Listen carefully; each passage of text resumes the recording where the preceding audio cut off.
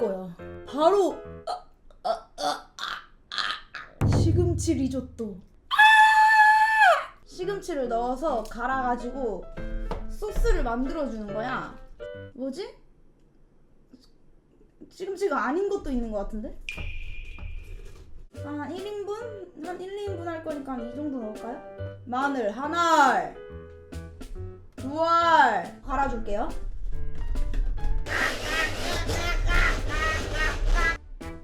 어? 왜 휘핑크림이 됐지? 레시피 같은 건 없어요? 냉동 베이컨을 잘라 넣어요.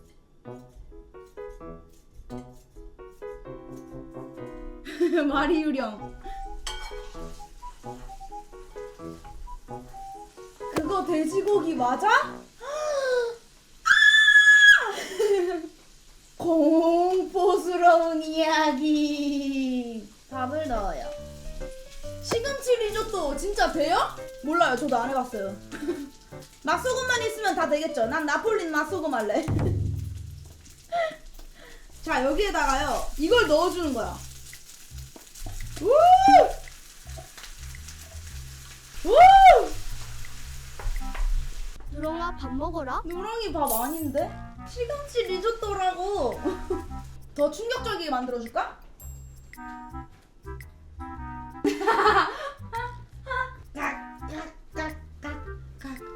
할로윈 장식을 할 거예요.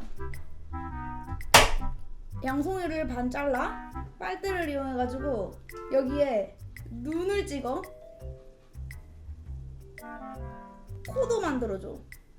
이래도 되나? 야, 왜 모양 이상한데?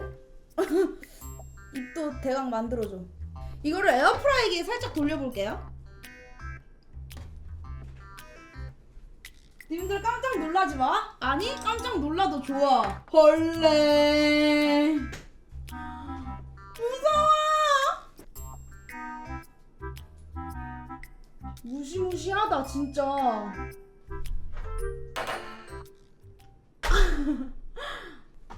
이제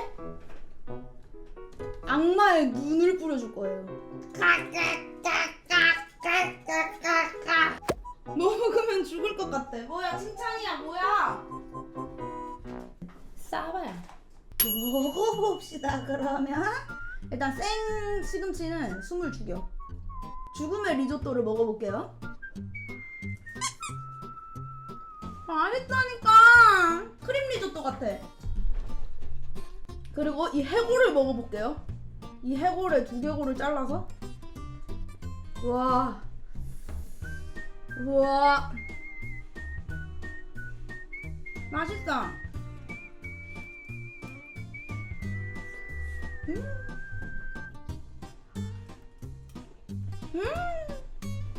촉촉해서 꿀떡꿀떡 넘어가. 해골을 머리를 부셔. 님들 두개골 씹어 먹어버리기. 니 두개골 쩔더라. 생시금치도 나쁘지 않은데? 닭가슴살 있으면 치킨 넣어도 맛있을 것 같아. 금방 먹네. 천천히 먹어야 되는데. 할로윈을 마지막으로 장식할 우리의 무서운 이야기를 같이 읽어봐요. 예전에 어떤 샐러리맨이 러시아 쪽으로 해외 출장을 갔다고 함. 러시아 가서 회사 일 잘 처리하고 러시아 쪽 사람이 저녁 식사를 초대했음. 그렇게 일 잘 마무리하고 러시아 쪽 협력업체 사람 집에 가서 저녁을 아주 맛있게 먹었다고 함. 설마 맛있게 먹은 식사가 저녁을 먹으면서 이런 얘기 저런 얘기 하다 보니 시간이 늦어졌다고 함. 그래서 협력업체 사람이 숙소가 어디냐고 물어봄. 근데 저녁 식사 장소에서 숙소까지 가는 길이 엄청 긴 터널을 지나가야 하는 길이었다고 함. 숙소를 말하니까 늦은 시간에 그 터널을 지나가야 하는 걸 먼저 알아챈 러시아 사람이 차라리 자고 가는 건 어떻겠냐고 물어봤다고 함. 이유를 묻자 그 터널은 낮에는 괜찮은데 어두울 때 그 터널을 지나면 안 좋은 일들이 많이 있었다고 함. 귀신 들린 터널이라고. 하지만 한국 사람은 처리할 일도 있고 숙소에서 편하게 자고 싶어서 호의는 고맙지만 숙소로 가겠다고 했음. 그 말을 들은 러시아 협력업체 사람은 그러면 시간이 더 걸리더라도 돌아가는 길로 가라고 신신당부함. 그래서 알겠다고 하고 차에 올랐음. 그렇게 내비를 검색해서 터널로 가는 길보다 돌아가는 길이 2배 가까이 시간이 더 걸렸고, 평소 가위 한 번 눌린 적 없는 기존세 한국 사람은 약속을 무시한 채 그 터널 쪽으로 운전을 갈김. 꽤나 긴 터널이었고 차 한 대 없는 상황이라 한국 사람은 신나게 밟으며 터널 중간쯤 접어들 무렵 갑자기 자동차가 터덜터덜 거리며 갑자기 시동이 꺼지고 터널 가로등이 깜빡거리며 소등됐다고 함. 한국 사람은 시동을 걸기 위해 노력을 했지만 시동이 걸리지 않았다고 함. 그러던 그때 갑자기 차 밖에서 터벅터벅 발자국 소리가 들렸다고 함. 시동을 걸려고 시도하던 때 터널 가운데쯤에서 발자국 소리가 들려오니 한국 사람은 갑자기 식은땀이 빵 났다고 함. 그러다 발자국 소리가 딱 끊기게 되고 한국 사람은 자동차 잠금 장치를 확인했다고 함. 문이 잠긴 걸 확인하자 갑자기 타다다다다다다다다다! 뛰어오는 발자국 소리가 점점 가까워지기 시작했고, 갑자기 공포감이 든 한국 사람은 칠흑 같은 어둠 속 차 안에서 고개를 숙이고 몸을 웅크렸다고 함. 그러자 갑자기 자동차 창문과 보닛을 손바닥으로 두드리는 소리가 났고, 더욱더 겁이 난 한국 사람은 정신을 차리고 시동을 걸려 안간힘을 썼는데 갑자기 자동차 시장에 걸리게 되고 두려운 마음에 바로 풀악셀을 갈기며 그 터널을 빠져나왔다고 함. 와, 그건 뭐야? 그렇게 숙소에 도착한 한국 사람은 너무 놀란 마음에 주차를 하고 바로 숙소로 들어가서 놀란 마음을 진정시키고 어찌저찌 잠에 들게 되었는데, 다음날 아침! 눈을 뜨고 어젯밤 일이 생각나서 차를 확인하러 나왔더니 차에! 창문과 보닛에 그냥 손바닥 지문이 뒤지게 찍혀있던 거임.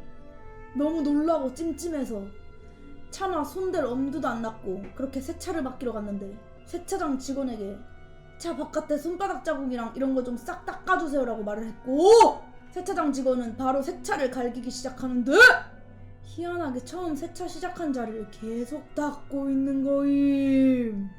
그러다 세차장 직원이 한국 사람에게 다가와 하는 말이, 이거 자국이 차 안에서 난 건데요? 라고 했다고 함. 콩서운 이야기. 친구는 여동생과 조금 낡았지만 평범한 원룸에서 2년째 살고 있었다. 친구는 직장인이었고 여동생은 대학생이었기에 술을 마시거나 놀러가는 일이 잦아 언니보다 늦게 들어오는 일이 많았다. 그날도 어김없이 동생은 불금이라며 친구네 집에서 자고 온다고 말했고, 친구는 혼자 컴퓨터를 하다가 씻기 위해 화장실로 들어갔다. 어차피 여자만 있는 집이었기에 친구는 화장실 문을 꽉 닫지 않고 대충 발로 밀어둔 채 세수를 하기 시작했다. 그때였다. 발끝부터 무언가 오소소하며 척추를 따라 소름이 쫙 돋기 시작했다. 얼굴에 잔뜩 거품을 묻힌 채 싸해진 기분에 고개를 든 친구는 피가 차갑게 식는다는 말이 무엇인지 실감했다. 한 뼘도 열리지 않은 화장실 문틈 사이로 창백하고 가늘한 손가락이 보였다. 동생 술 취해가지고 들어온 거 아니야? 손이 보인 것도 아니고 엄지를 제외한 손가락 4개가 화장실 문을 붙잡고 있었다. 친구는 본능적으로 화장실 문을 쾅 하고 닫아 잠궜다. 그 손가락이 찡기잖아 그러면. 거품이 들어가서 눈이 따가웠지만 그건 일도 아니었다. 무언가 들어올 것 같은 생각에 문을 잠갔음에도 불구하고 발에 힘을 주고 밀착해 온몸으로 문을 밀었다.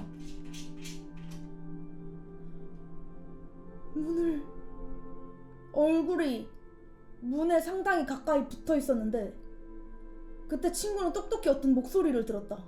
언니 뭐해? 하지만 그건 동생의 목소리가 아니었다. 좀 더 가늘고 힘없는 누군가가 자신의 문 바로 반대편에서 속삭이는 목소리. 친구는 미친듯이 무서워 울음이 나기 시작하면서도 문을 미는 걸 멈출 수가 없었다. 그러던 와중에 또다시 목소리가 들렸다. 언니 뭐해? 가슴이 꽉 막힌 듯이 무서웠던 친구는 혼이 빠지는 기분이 들었고 그렇게 문을 붙잡고 몇 시간 동안 울면서 서 있었다. 차라리 기절하면 좋겠다고 절실하게 생각했지만 그럴 일은 없었다. 얼마나 지났는지도 몰랐을 때 누군가 번호키를 누르고 들어오는 소리가 들렸다. 그리고 곧 언니? 하는 동생의 목소리와 함께 화장실 손잡이가 움직였다. 언니 거기 있어? 라는 동생의 말에 그제서야 친구는 엉망이 된 얼굴로 문을 열었다. 친구는 사색이 되었고 동생은 친구를 부축하며 무슨 일이 있었던 거냐고 물었다. 자초지종을 말할 수 있었던 건 이틀이나 지난 뒤에 제대로 정신줄을 잡은 후였다. 아직도 그것의 정체가 뭔지를 모르지만 우린 이사를 했다. 에? 그냥 언니가 쫄보였던 거 아니에요? 지금 내 얼굴이 더 무서운데? 닭국님 댓글 봐보세요. 아 왜? 아 나 무서워. 같이 봐. 나 댓글 안 봤는데? 이상한 거야. 아 싫어.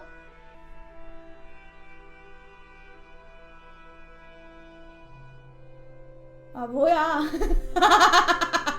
아 뭐야.